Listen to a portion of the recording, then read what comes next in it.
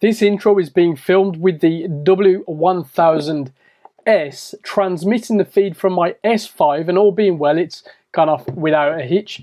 If I've left this clip in, then something went okay. As you can see, we've got this Field World monitor hooked up.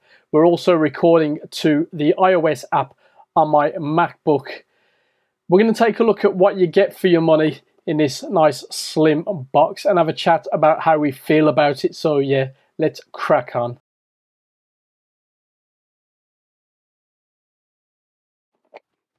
User manual and nice presentation. We do have a little cold shoe mount there, little USB adapter there, and we have 5 of the screw-on antennae. We need 4, so it's 1 spare. We've got a transmitter and the receiver. On both we've got an OLED screen. You can see we've got SDI in and out, HDMI in and out, 2 of those. Very cool. On the bottom you've got the quarter screw mounting point. On the side we have the on-off buttons, Type-C power and DC power. Very happy about the Type-C power. And on the top is where the antennae go, so they will just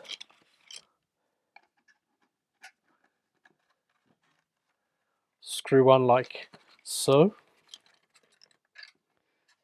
Now this is offering, as you know, more than 1,000 foot transmission range with 0.08 ultra low latency. You'd have seen the latency in the intro. We might have another little look at the latency later too. This is working with an up to 1080p 60 Hertz signal. I'm running 4K signals into them and it converts it to that. Now we do have on the side here the 3.5 jack for the integrated wireless intercom system, so you need the headset, but that's pretty cool if you want to talk between operators, directors, etc. Now the transmitter can also be used as a receiver. There's an app for Android and iOS. We will talk about that in a moment. For the intro, I literally just connected the HDMIs, switched it on, and it was done and dusted. There was no messing about in my little test there. And of course, your Sony batteries would go on the back.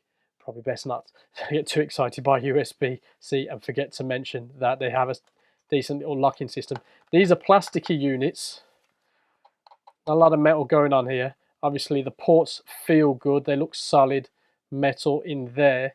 I think this could be very, very tidy. Another question with these devices is latency, and you'll have noticed a slight delay in the intro. Also in our Andy Cine C7 Lite video, it was there. Now we're using the Field World F5 Pro monitor, which has the battery hooked up to it. The receiver is plugged into the back of that. Computer is running off its own power at the moment. It's not plugged in. And the tablet is on the LAIZESKE app. I'm going to start the timer and then you can pause it whenever you want.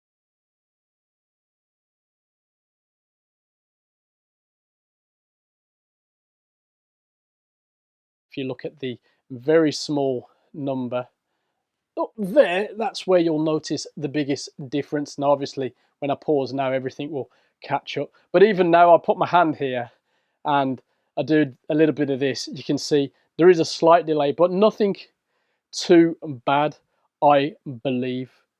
I don't think it's bad at all. Let me just show you the app. The app is easy to find on Play Store, and on the App Store it shows us M Monitor, and it works with very little hassle. Now of course I'm just pointing my T4 at the records at the moment so I can show you a screen grab of the app. Now there's not a fat lot you can do. Now if I just press on the screen there, we've got, I can go back, into the configuration. Remember to hit it at the bottom to change the language. You'll see in small letters English version. Now material is where whatever you've saved appears. Configuration only gives you the option to do nothing. It says HD but nothing happens. I'm running a 4K feed in, so if I hit video I get this. Now we've got this little arrow at the bottom which gives a faint set of diagrams, one for a camera so I can take a screenshot which saves to, in this case, the tablet. I can record what's happening. I'm not sure what that says at all, but I believe it's recording now. In fact, I believe it's recorded. No, it's recording now. I should have put something moving in the picture. And when I stop there, it seems to be good. Now it says it's saved, successfully saved, so that's fine. If I hold down on the screen for a bit, I get a few options. A center mark, which you'd see if if I didn't have that backdrop. We've got the false colors across there, so red, hold down, green, but there's no instructions, so you've got to do it on the run. And the monochromes are there. Interesting. There we go. This kit is rated up to 1000 feet, which is something I'll never need to use, but the signal has been solid on all the occasions I've used it, albeit at a much closer working distance. Right now, in fact, the receiver, monitor, and, well, not the smartphone, that's right here, but the receiver and the monitor are in another room in the house, which is a realistic situation for me. More likely to shoot in one room, maybe have a couple of cameras set up while keeping an eye on things in another room, or someone else doing that monitoring for me. 1000 feet away, nothing really of interest to me, but you know, this one more test can't hurt the video, can it? Now, the kit also has an intercom function, which is very handy if you need to communicate over distance. Let us know in the comments below how you get on with that function.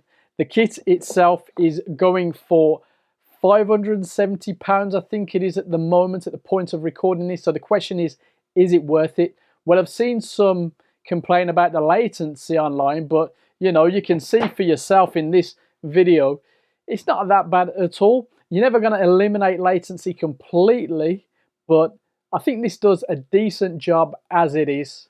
Now, for me, it offers a simple plug-and-play experience with a lot of flexibility. I've never had to mess about with the channels or the settings to get it working. The power options are excellent and work with zero hassle. As undeveloped as the app is, I would say this kit is excellent value. But what about you? Let us know in the comments below and I'll see you there.